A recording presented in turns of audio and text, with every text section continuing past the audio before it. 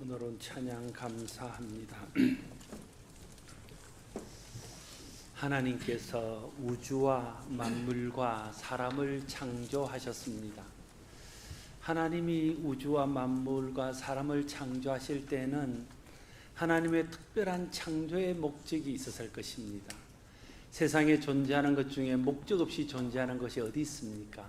하물며 하나님이 하나님의 뜻을 따라서 만든 모든 피조물은 하나님의 특별한 계획 안에서 만들어졌고 하나님의 특별한 목적을 위해서 존재하는 것입니다.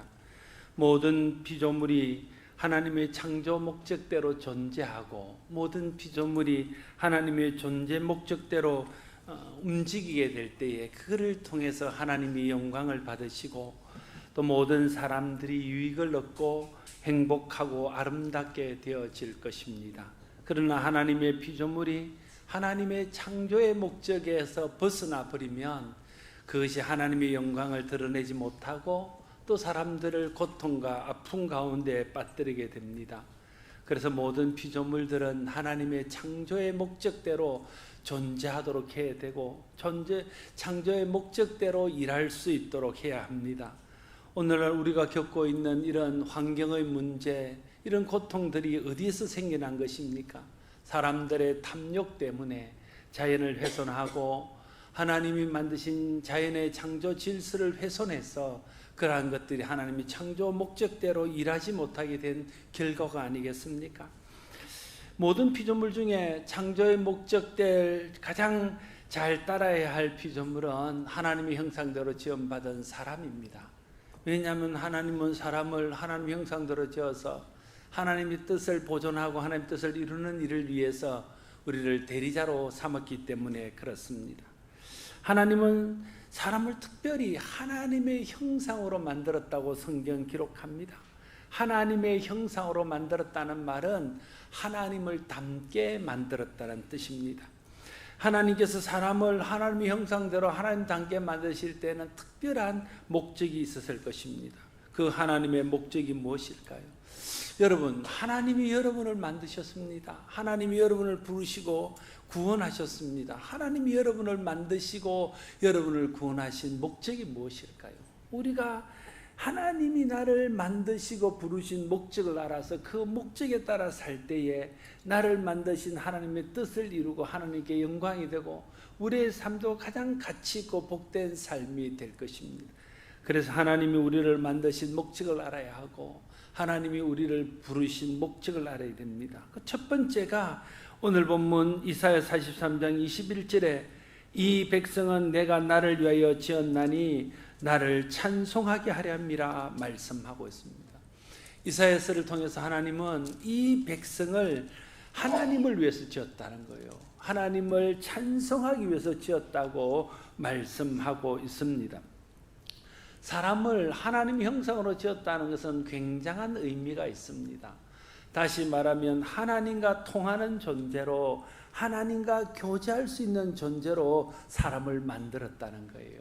그래서 하나님을 알고 하나님의 마음을 알고 하나님의 사랑을 알고 우리가 하나님을 사랑하고 하나님과 교제하면서 하나님의 뜻을 알아서 하나님이 이 땅에서 이루고자 하는 일들을 사람들이 이루기를 원해서 하나님은 사람을 하나님의 형상으로 만들었습니다. 그래서 하나님의 형상으로 지음받은 사람들이 하나님과 교제하면서 하나님으로부터는 은혜와 복을 경험합니다. 그러면 하나님이 우리에게 주신 은혜와 복으로 하나님 앞에 영광을 돌립니다. 그것이 하나님을 찬송하는 것입니다. 우리를 죄와 사망에서 건져주셨습니다. 오늘 이사야서를 통해서는 하나님께서 이스라엘 백성들을 애굽의 종살이에서 건져내시고 그 홍해를 건너게 하셔서 구원해 주셨음을 말씀하고 있습니다. 그 하나님이 베푸신 구원에 대한 반응이 바로 찬송하는 겁니다. 하나님의 이름을 높이며 하나님께 감사함으로 찬송하는 것입니다. 또한 하나님께서는 이 세상 사는 동안 세상 끝날까지 우리와 함께 하시면서 우리를 지켜주시고 우리를 도와주실 뿐 아니라 이 세상 끝날 때에 주님 손에 이끌려서 천국 가서 영원한 생명을 누릴 수 있도록 우리에게 소망과 소망의 보증을 주셨습니다. 그래서 오늘 본문은 하나님이 새 일을 행하실 것이다 이렇게 말하고 있는 것이죠. 이스라엘이 바벨론의 포로로 잡혀서 고난당하고 있지만 하나님께서 그들을 구원해서 해방시키실 뿐 아니라 이 땅에 메시아를 보내셔서 그들을 영원한 하나님의 생명을 누리는 백성으로 만들어 주겠다는 약속이 오늘 이사야를 43장을 통해 주시는 약속입니다. 이 하나님의 약속, 이 하나님의 소망 가운데 사는 사람은 우리를 구원하시기 위해서 또 우리에게 영원한 생명을 주시기 위해서 일하시는 그 하나님의 은혜를 알고 그 은혜에 감사하며 찬송해야 되는 겁니다. 그래서 하나님의 백성은 하나님을 찬송하는 것이 마땅한 것이고 하나님은 그렇게 찬송하기 위해서 우리를 지었다고 이사야는 말하고 있는 것입니다. 하나님이 사람을 만드신 목적은 하나님을 찬송하게 하기 위해서입니다.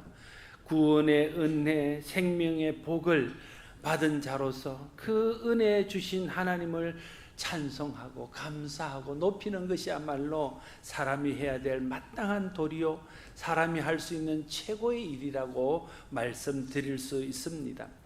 사람이 하나님을 찬송하는 것이 창조의 목적대로 사는 것입니다. 하나님을 위하여 하나님을 찬송하는 것을 다르게 표현하면 예배라고 말할 수 있습니다.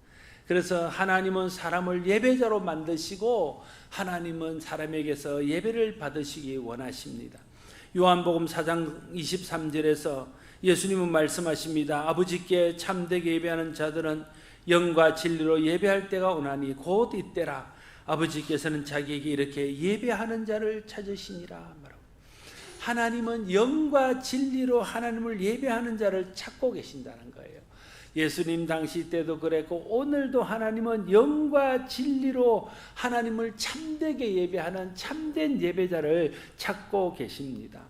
하나님은 오늘도 저와 여러분들에게 구원의 은혜를 베푸시고 세상 끝날까지 우리와 함께 하시며 사랑을 베푸시고 우리의 모든 필요를 따라 우리에게 은혜를 공급하시고 복을 공급하시고 우리에게 소망을 주셔서 영원한 나라를 바라보게 하십니다. 그러면 그 은혜를 안에 사는 우리가, 그 은혜 받은 우리가, 그 사랑 받은 우리가, 그 소망 가운데 있는 우리가 뭘 해야 되겠냐는 거예요. 그 은혜 베푸신 하나님을 찬송하고 감사하며 예배하는 삶을 살아야 하고 예배하는 일들을 힘써야 할 것입니다. 하나님은 오늘도 그렇게 예배하는 예배자를 찾으십니다. 저와 여러분이 하나님의 구원의 은혜와 하나님이 우리에게 베푸신 사랑을 알아서 하나님을 예배하는 참된 예배자들이 될 수 있기를 바랍니다. 그러면 그것이 하나님의 창조의 목적대로 사는 사람이 되는 것입니다. 또한 창세기 1장 26절에 하나님께서 사람을 만드실 때 이렇게 말씀하십니다. 하나님이 이르시되 우리의 형상을 따라 우리의 모양대로 우리가 사람을 만들고 그들로 바다의 고기와 하늘의 새와 가축과 온 땅과 땅에 기는 모든 것을 다스리게 하자 하시고 말씀하고 있습니다. 하나님이 사람을 만드시고 난 후에 사명을 주셨습니다. 그 사명은 하나님이 주신 능력으로 하나님이 만드신 피조물들을 다스리는 것입니다. 하나님이 만드신 피조물들을 하나님의 뜻을 따라서 관리하고 보살피며 보존하는 것이 하나님께서 하나님의 형상으로 지음받은 사람에게 위임하신 사명입니다. 이 사명을 감당하는 사람들이 제자입니다. 하나님을 예배하는 것이 창조의 목적임과 동시에 하나님의 대리자로서 하나님이 맡기신 사명을 감당하는 제자로 사는 것이 또한 하나님의 창조의 목적입니다. 예수님께서 제자를 부르시고 또 예수님께서 성천하시면서 그 제자들에게 당부하시기를 모든 민족을 제자 삼으라고 말씀하셨습니다. 예수님의 뜻도 제자가 되어서 제자 삼는 것이 인생의 참된 목적이고 하나님이 우리를 만드신 목적임을 말씀하고 있는 것입니다. 어떻게 하면 하나님 창조의 목적대로 하나님이 기뻐하시는 참된 예배자가 될 수 있을까요? 어떻게 하면 하나님이 우리를 창조하셔서 하나님이 우리에게 하나님의 일을 위임하시고 하나님의 뜻을 이루는 일에 부름받은 제자로서의 삶을 살 수 있을까요? 답은 하나님의 사랑을 알고 하나님을 사랑해야 한다 하는 것입니다. 여러분, 하나님을 사랑하는 사람이 참된 예배자입니다. 먼저 하나님을 사랑을 알아야 됩니다. 요한복음 3장 16절에서 하나님이 세상을 이처럼 사랑하사 독생자를 주셨다고 말씀하십니다. 로마서 5장 8절 9절에서 우리가 아직 죄인 되었을 때에 그리스도께서 우리를 위하여 죽으심으로 하나님께서 우리에 대한 자기의 사랑을 확정하셨느니라 말씀하고 있습니다. 요한일서 4장 10절 말씀에 사랑은 여기 있으니 우리가 하나님을 사랑한 것이 아니요 하나님이 우리를 사랑하사 우리 죄를 속하기 위하여 화목제물로 그 아들을 보내셨도다 이렇게 말하고 있습니다. 하나님이 우리를 그렇게 사랑했다면 그 사랑을 받고 사는 우리가 하나님을 사랑하는 것은 당연한 것입니다. 하나님의 사랑을 받았다면 우리도 하나님을 사랑해야 됩니다. 하나님이 우리를 사랑하실 때는 하나님이 우리도 하나님을 사랑하기를 원해서 우리를 사랑하시는 겁니다. 예배는 하나님의 사랑을 아는 사람이 그 받은 사랑으로 하나님을 사랑하는 겁니다. 하나님을 사랑하는 것이 참된 예배입니다. 하나님께 받은 그 사랑으로 하나님을 사랑하고 하나님의 사랑을 알고 우리에게 사랑 베푸신 하나님께 우리에게 있는 사랑을 드리는 것, 그것이 진정한 의미의 예배라는 것입니다. 저와 여러분이 하나님의 사랑을 알고 그 하나님의 사랑으로 하나님을 사랑함으로 하나님이 받으시는 참된 예배자들이 될 수 있기를 바랍니다. 또한 사람을 사랑해야 좋은 제자가 될 수 있습니다. 예수님께서 요한복음 13장 34절과 35절에서 이렇게 말씀하십니다. 내 계명을 너희에게 주노니 서로 사랑하라. 내가 너희를 사랑한 것 같이 너희도 서로 사랑하라. 너희가 서로 사랑하면 이로써 모든 사람이 너희가 내 제자인 줄 알리라. 우리를 향하여 너희가 서로 사랑하라 말씀하시고 너희가 서로 사랑하는 것이 내 제자인 표다 이렇게 말씀하고 있습니다. 여러분, 하나님이 사랑이십니다. 예수님이 사랑이십니다. 그러면 우리는 예수님을 닮았다면, 예수님을 닮고 예수님을 따라가는 사람이 제자라면 우리가 예수님을 따르는 사람으로, 예수님을 닮은 사람으로서 무엇을 나타내야 되겠습니까?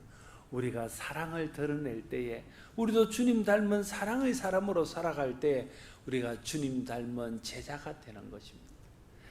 주님은 우리를 사랑하셔서 이 땅에 오시고 우리를 위하여 우리를 사랑하셔서 십자가에 달려 죽어주셨습니다. 제자란 그런 주님의 사랑을 닮아서 사람을 사랑하는 사람입니다. 여러분, 사람을 사랑하지 않으면 진짜 주님의 제자가 될 수 없습니다. 주님의 제자가 하는 일이 무엇입니까?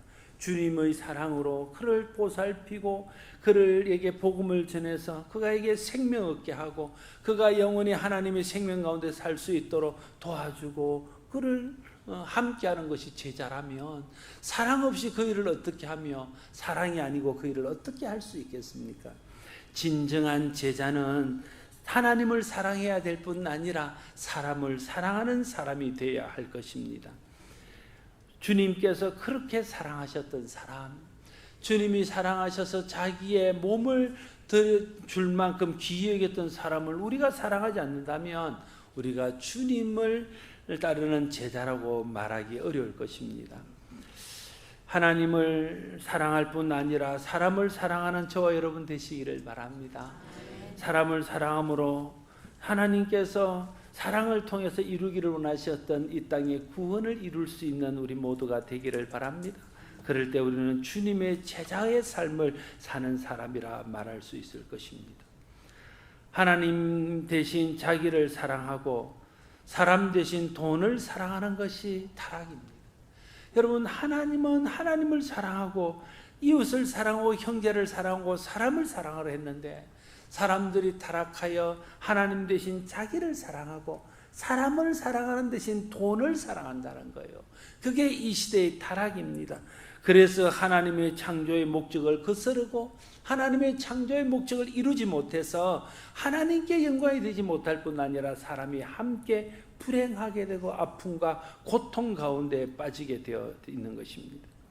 우리가 하나님 사랑하고 사람 사랑하는 것을 회복해야 됩니다. 우리가 하나님 사랑하고 사람 사랑하는 사람이 되어야 됩니다. 우리 자녀들에게 하나님 사랑하고 사람 사랑하는 것을 가르쳐야 돼요. 여러분 자녀들에게 무엇을 가르칩니까? 우리 다음 세대들에게 무엇을 가르쳐야 되겠습니까?